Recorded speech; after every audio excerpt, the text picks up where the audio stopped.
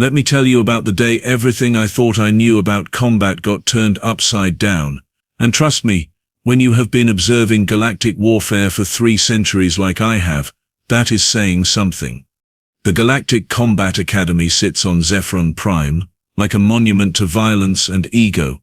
Massive crystal towers stretch into the purple sky, each one designed to house the galaxy's most promising warriors, or at least, that is what they tell themselves. On any given day, you will find Craxians stomping around the training halls. These 7-foot-tall reptilian brutes think their scales make them invincible. They grunt a lot and flex their claws whenever anyone looks their way. Very subtle, really. Then there are the Vortelians, with their 4 arms and superiority complex bigger than their home planet. They love to demonstrate their speed by juggling plasma grenades while doing backflips. Show-offs. Every last one of them. The insectoid Silurians click and chitter in their corner, planning strategies with the enthusiasm of accountants discussing tax codes. Meanwhile, the gaseous nebulons float around making ominous whooshing sounds, because apparently that passes for intimidation in their culture. Each species has convinced itself that they represent the peak of combat evolution. They strut through the academy halls like they own the place, which technically they do, since their governments fund this expensive exercise in organized violence. The hierarchy here is simple. Bigger equals better, stronger equals superior, and anything small gets stepped on. Literally, in some cases. I have watched maintenance crews scrape failed cadets off the training room floors more times than I care to count. Which brings me to the human exchange program. Oh yes, that little diplomatic gesture that nobody really wanted but everyone had to pretend to support. Some bureaucrat on Earth decided that sending their young warriors to train alongside alien species would promote interstellar understanding. The Academy administration treated it like a charity case. They built special, smaller training equipment, adjusted gravity settings, and generally did everything except put up signs saying fragile, handle with care. The other species saw it as entertainment, free comedy, courtesy of those soft pink bipeds from that backwater planet called Earth. Nobody expected much from the humans. They were small, weak, slow, and lacked any obvious natural weapons. No claws, no scales, no extra arms, no acid spit, just soft skin and what appeared to be a death wish. That was their first mistake. The first time I saw Sarah Chen walk into Advanced Combat Class 17, I honestly thought someone had made a clerical error. Here was this tiny human female, barely reaching 5.5 feet tall, weighing maybe 120 pounds soaking wet. She looked like she should be carrying textbooks, not weapons. Her black hair was pulled back in a simple ponytail, and she wore the standard Academy combat suit that somehow managed to make her look even smaller. No ceremonial scars, no battle tattoos, no intimidating piercings through vital organs. Just plain brown eyes that seemed to take in everything without revealing anything back. The moment she stepped through the training hall doors, the snickering started. Zek, a particularly obnoxious Vortelian, immediately began taking bets on how long she would last before crying or fainting. The odds were not in her favor. Most aliens were betting she would not make it past the warm-up exercises. "Look at those tiny arms," wheezed Gornax, a massive Craxian, whose idea of strategy was hitting things until they stopped moving. I have seen more muscle on a Zephyron slug. Even the usually stoic Silurians were chittering with what passed for laughter in their species. One of them, Clix, was actually calculating the trajectory needed to catch Sarah when she inevitably got launched across the room. Instructor Gorth entered the hall like a walking earthquake. This particular Craxian stood 8 feet tall and had enough scars to open his own museum of poor life choices. His yellow eyes swept the room, pausing briefly on Sarah before dismissing her with the enthusiasm of someone examining yesterday's garbage. "Attention meat sacks," Gorth bellowed, his voice echoing off the reinforced walls. "Today we practice advanced combat techniques. Try not to die, as the paperwork is annoying." His gaze landed on Sarah again, and he sighed like a parent dealing with a particularly slow child. Human. You will start with basic defensive postures against Mok here. He gestured toward a medium-sized Vortelian, who looked disappointed at being assigned babysitting duty. The betting pool immediately shifted. Now they were wagering on whether Sarah would last 30 seconds or a full minute before requiring medical attention. The consensus seemed to be that 30 seconds was optimistic. Sarah simply nodded and moved toward the sparring circle. No protests about the obvious mismatch, no requests for lighter opponents, no dramatic speeches about proving herself. She just walked calmly to her position, rolled her shoulders once, and waited. This puzzled me. Most species, when faced with obviously superior opponents, either bluster loudly about their coming victory or whimper quietly about unfair treatment. Humans apparently just stood there looking thoughtful. Mok cracked his 4 knuckles in sequence, producing sounds like small explosions. Try not to break, little earth creature. Instructor Gorth gets cranky when students get permanently damaged on the first day. Sarah looked up at him and smiled. Not a nervous smile, not a forced brave smile, but something that looked almost predatory. That should have been everyone's second warning. The warm-up exercises began with what Instructor Gorth cheerfully called light equipment familiarization. This involved lifting graviton hammers that weighed roughly 3 times what most species could handle comfortably. Sarah approached the smallest hammer available, which still looked like it could double as a small building foundation. She wrapped her tiny hands around the handle and pulled. The hammer moved approximately 2 inches before physics reminded everyone present why humans were considered a joke species. Several aliens burst into laughter as Sarah reset her grip and tried again. "Perhaps we should get her a toy hammer," suggested Brutus Kane, the Academy's reigning champion. This particular Craxian made even Instructor Gorth look small by comparison. Standing 9 feet tall with muscles that had muscles, Brutus had earned his reputation by defeating every challenger for 3 consecutive years. His scales bore the traditional victory markings of his clan, and his eyes held the casual confidence of someone who had never lost a fair fight. Brutus had also never lost an unfair fight, which was his preferred method of combat. He specialized in psychological warfare, breaking opponents mentally before the physical violence even began. His record stood at 237 victories, 0 defeats, and 1 opponent who required complete personality reconstruction after their encounter.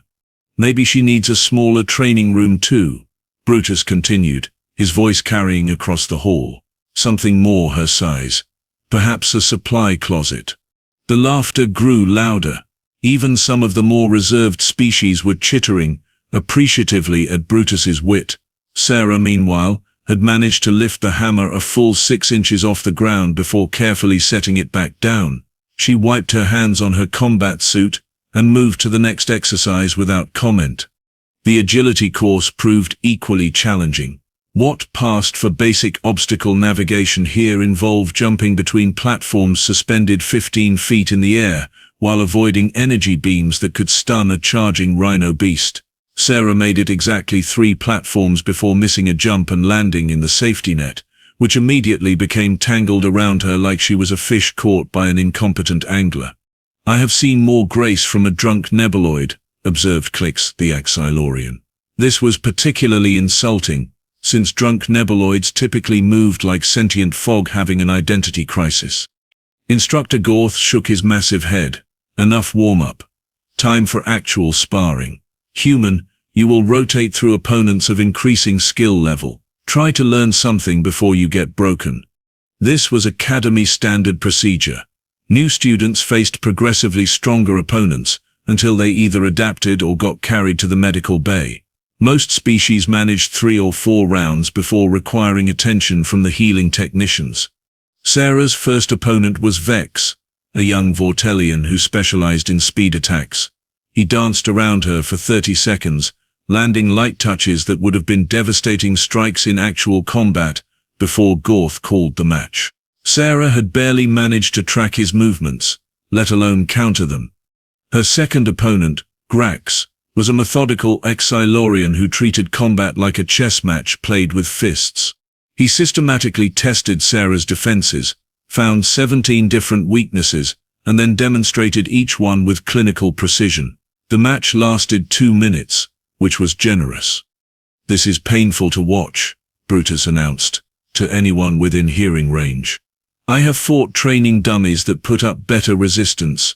At least they do not fall over when you look at them wrong." More laughter, more betting.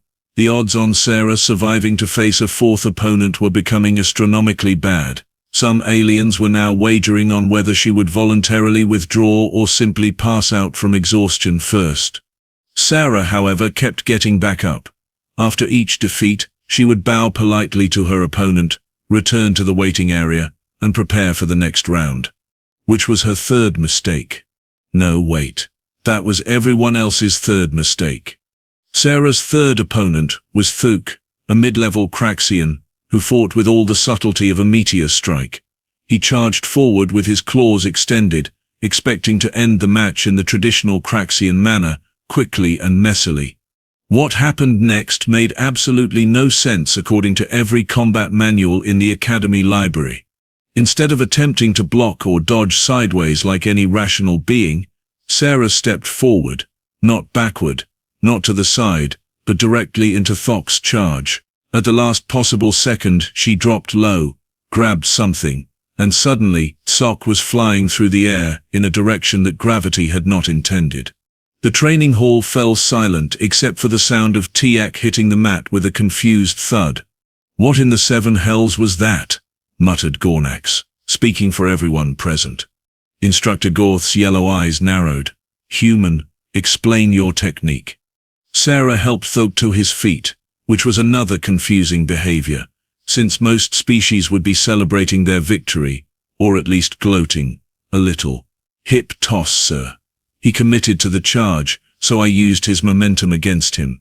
"His momentum," Gorth repeated slowly, like he was trying to translate an alien language. "You used his strength as a weapon." "More or less, yes, sir." This was not how combat worked. Combat was about being bigger, stronger, faster, or possessing superior natural weapons. You did not win fights by making your opponent defeat themselves. That was like winning a debate by letting the other person talk until they contradicted their own argument. Brutus Kane snorted from his position near the viewing area. Lucky grab. T.H. Chor probably slipped on his own drool. But I noticed something the others missed. Sarah's breathing was controlled, her stance balanced, and her eyes were constantly moving, cataloging every opponent in the room. This was not random flailing. This was systematic observation. Her fourth opponent, Nexus, was a seasoned Vortelian who had learned from watching Thok's embarrassing flight.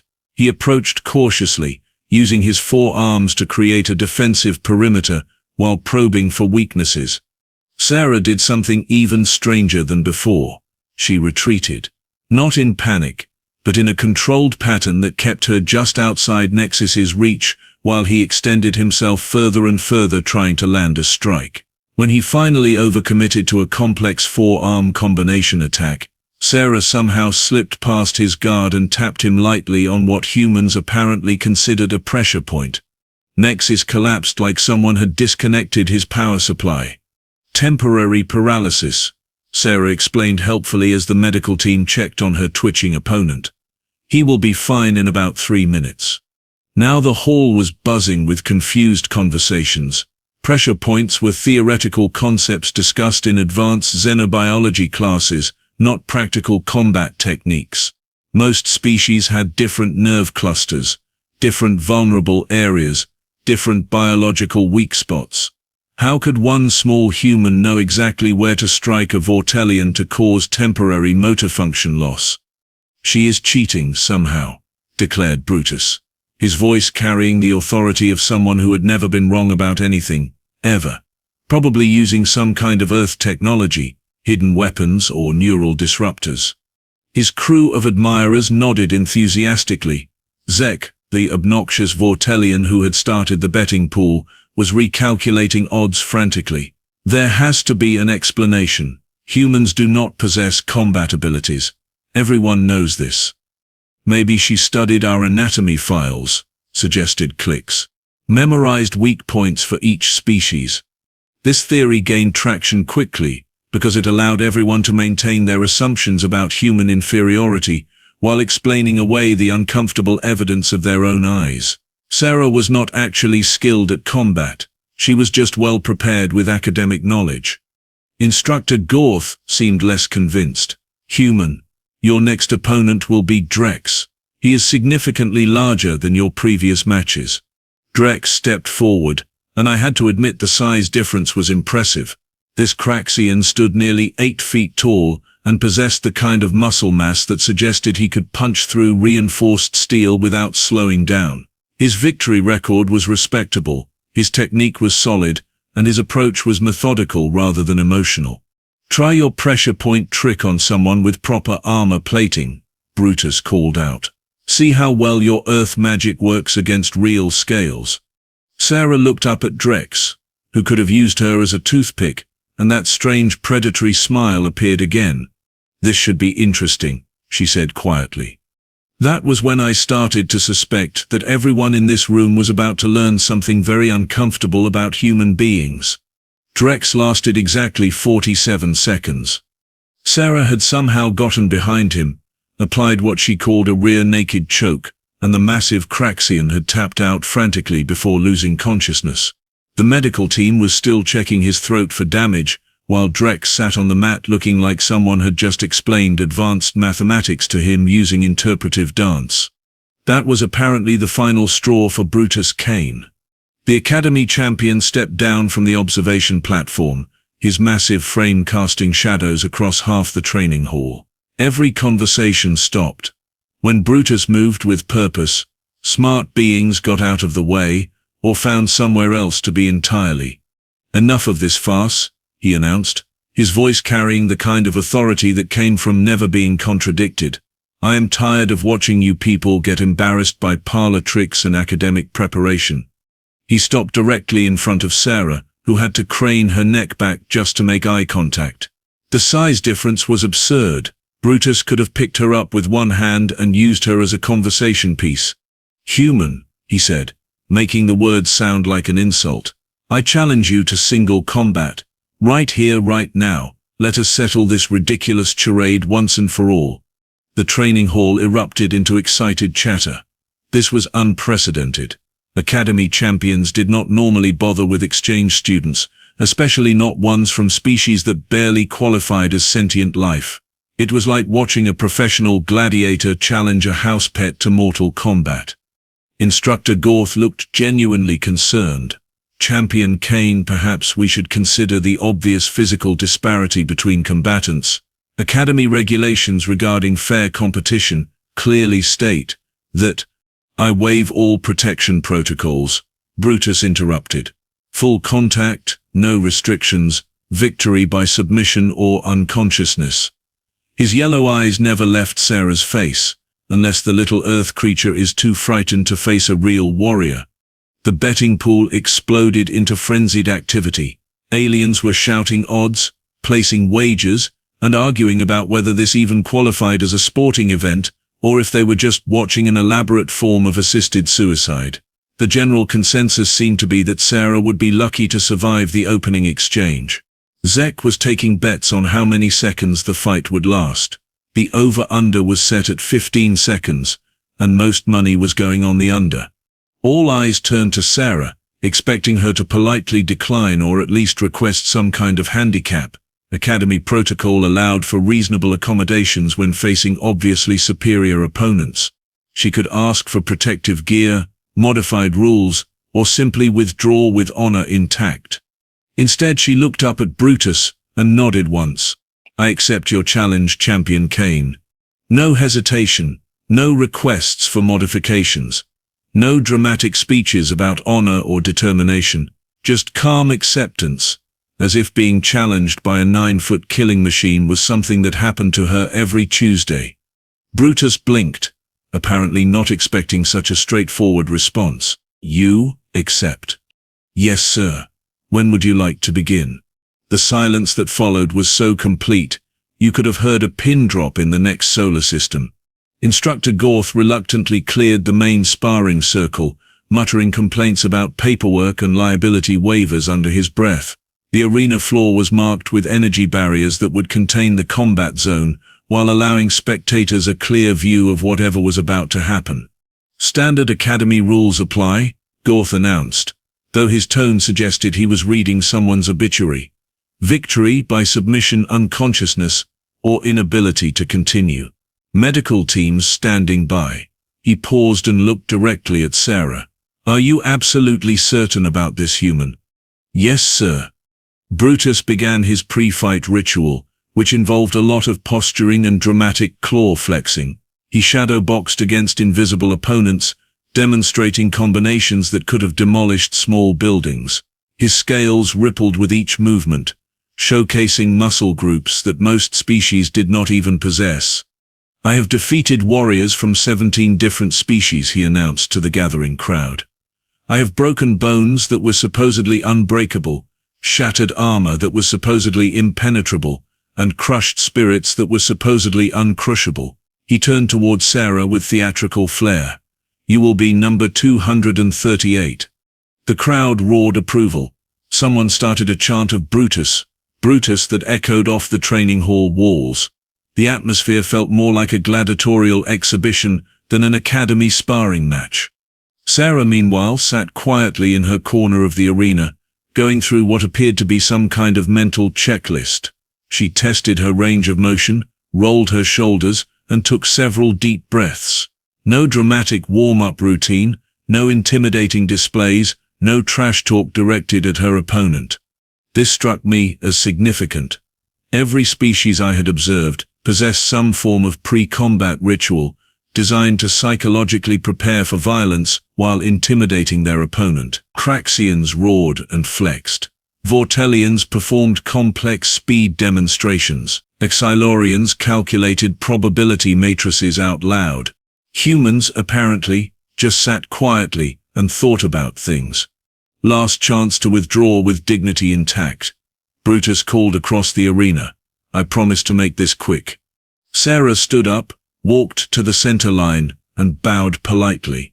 "Thank you for the opportunity to learn, Champion Kane." Even Brutus seemed taken aback by this response.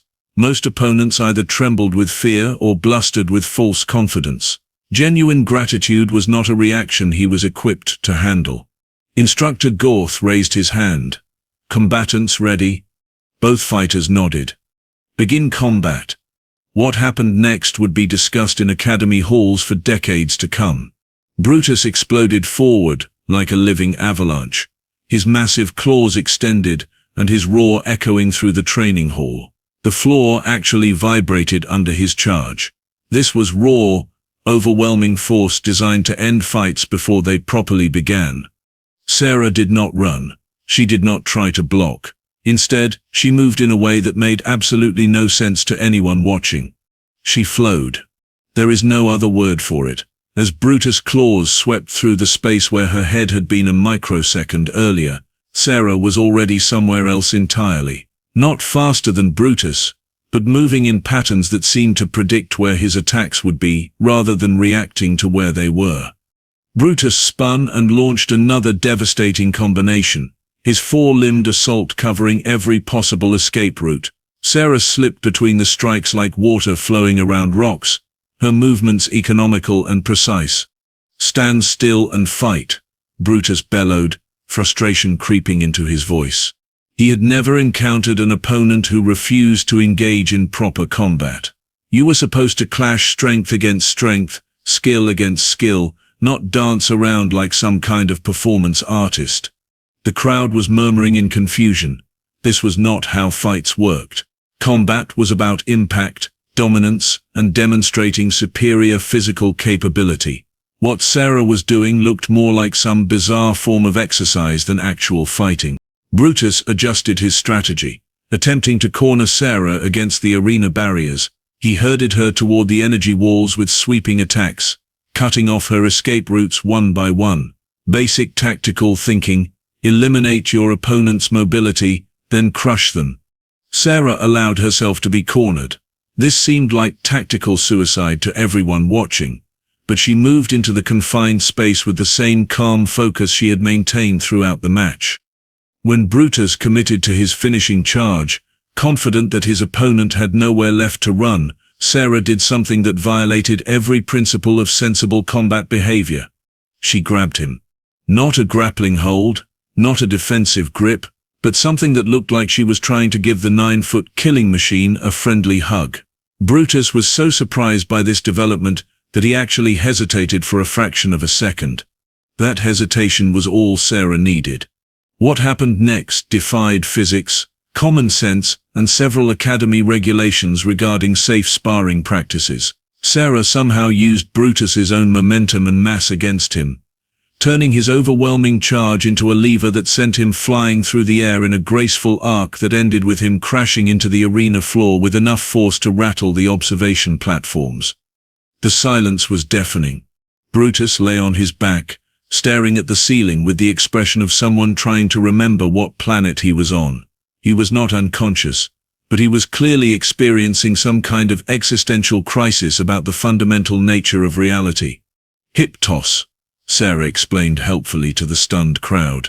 Modified for larger opponents. Brutus rolled over and pushed himself up on his elbows, his yellow eyes wide with something that might have been respect or terror. What did you? That should not be possible. Physics, Champion Kane. Leverage beats mass every time. This was the moment when everyone in the academy realized they had been fundamentally wrong about something important. Sarah had not won through superior strength, speed, or natural weapons. She had won by understanding principles that the rest of the galaxy had apparently never considered. Brutus climbed slowly to his feet, his pride clearly damaged more than his body. He was the academy champion, the undefeated warrior, the peak of Craxian combat evolution. And he had just been systematically dismantled by someone who weighed less than his left arm. Again, he growled. Brutus reset his stance, his pride clearly wounded, but his determination intact. That was luck, human. Let us see how you handle a prepared opponent. He approached more cautiously this time, his movements controlled and deliberate. No wild charges, no emotional outbursts, just calculated aggression from someone who had learned from his first mistake. Sarah waited in the center of the arena, her posture relaxed but alert. She watched Brutus circle her like a predator stalking prey, making no move to close distance or initiate contact. When Brutus finally struck, it was with surgical precision, a perfectly executed combination designed to test Sarah's defenses while maintaining his own balance and control. Textbook academy technique, flawlessly performed by someone with years of experience. Sarah stepped inside his guard so quickly that most spectators missed the movement entirely. One moment she was standing 3 feet away. The next she was somehow positioned directly in front of Brutus with her fist drawn back at waist level. The uppercut connected with the soft spot just below Brutus's jaw with a sound like a thunderclap. The academy champion's eyes rolled back in his head, his massive frame went completely limp, and he toppled backward like a felled tree. The impact of his body hitting the arena floor sent vibrations through the observation platforms. Brutus Kane, undefeated champion of the Galactic Combat Academy, was unconscious before he finished falling. The silence that followed was so profound, it seemed to have weight. 300 alien cadets, 12 instructors, and countless automated recording devices all struggled to process what they had just witnessed. Someone in the crowd whispered, "Did she just knock out Brutus with one punch?" The medical team rushed onto the arena floor, their scanners confirming what everyone could see with their own eyes. Champion Kane was deeply unconscious, his vital signs stable, but his brain temporarily offline. Instructor Gorth stared at Sarah with an expression that suggested he was questioning everything he had ever believed about combat physics and the fundamental nature of reality. His mouth opened and closed several times without producing any sound, like a fish experiencing an existential crisis. Sarah walked over to the unconscious champion and checked his pulse, her face showing genuine concern. He should be fine in a few minutes. Clean knockout, no permanent damage. She looked up at the stunned faces surrounding the arena. Is there anything else we need to cover in today's lesson? The betting pool had gone completely silent. Nobody was laughing anymore. The training hall erupted into absolute pandemonium. 3 centuries of established combat theory had just been obliterated by a 5'5" human who looked like she should be serving beverages rather than serving up unconscious champions. Students from 17 different species clustered together in heated discussions, their voices creating a cacophony of confused, chittering, roaring, and electronic beeping. The Yaxilorians were frantically recalculating their combat probability matrices, while the Vortelians kept replaying the knockout sequence at various speeds, as if slower analysis might reveal some hidden trick.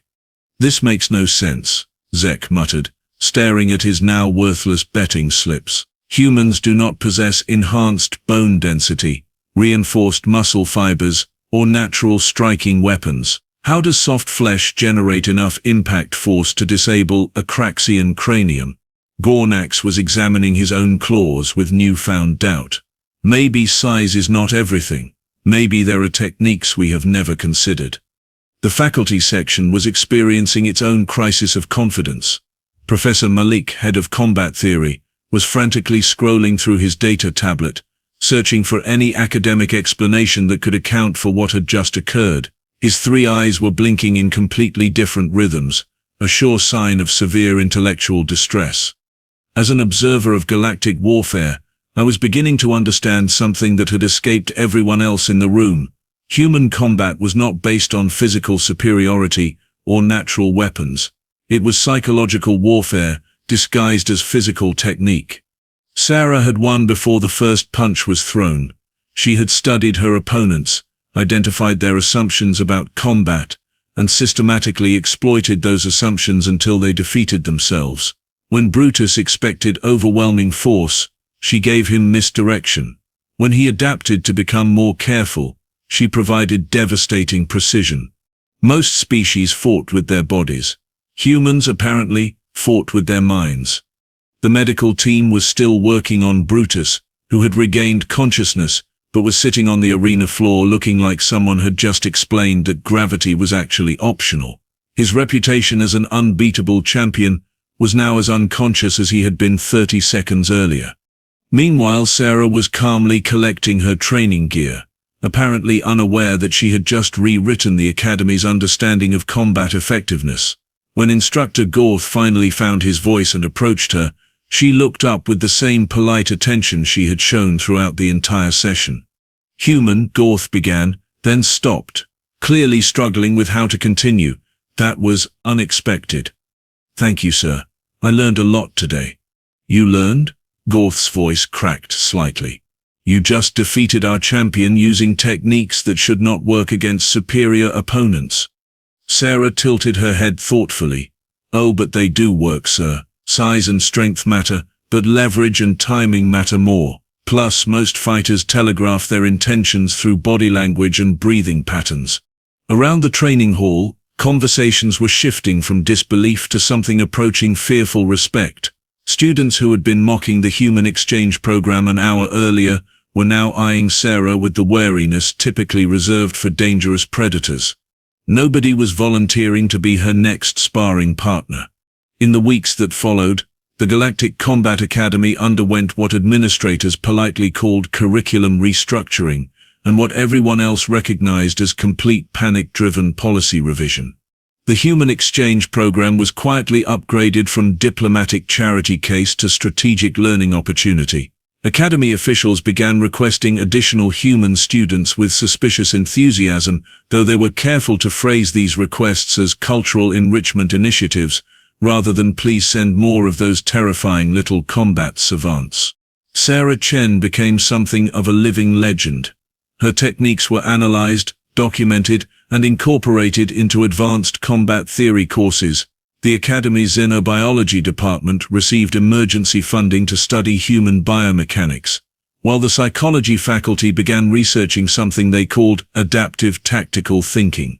New regulations appeared seemingly overnight. Combat instructors were required to attend seminars on non-traditional fighting methodologies. Equipment manufacturers started producing training gear sized for smaller species. The betting pools, meanwhile, developed an entirely new category called human unpredictability factors.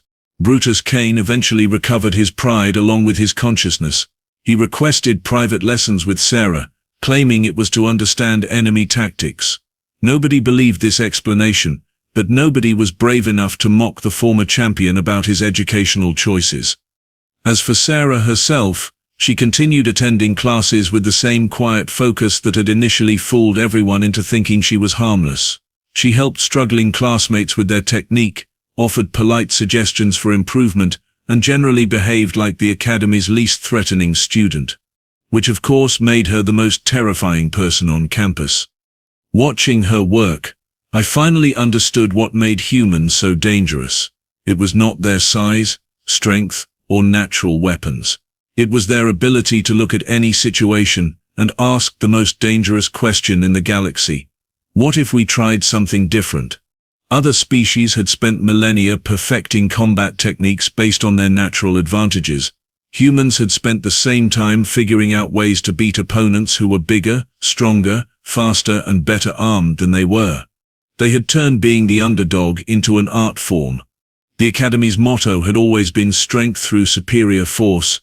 After Sarah's arrival, the administration quietly updated it to strength through superior strategy. Nobody wanted to admit it, but they were all a little afraid of what other surprises humanity might have in store. And honestly, they should be. After all, if a small human girl could redefine combat theory in a single afternoon, what might an entire planet full of humans accomplish when they really put their minds to it? The galaxy was about to find out.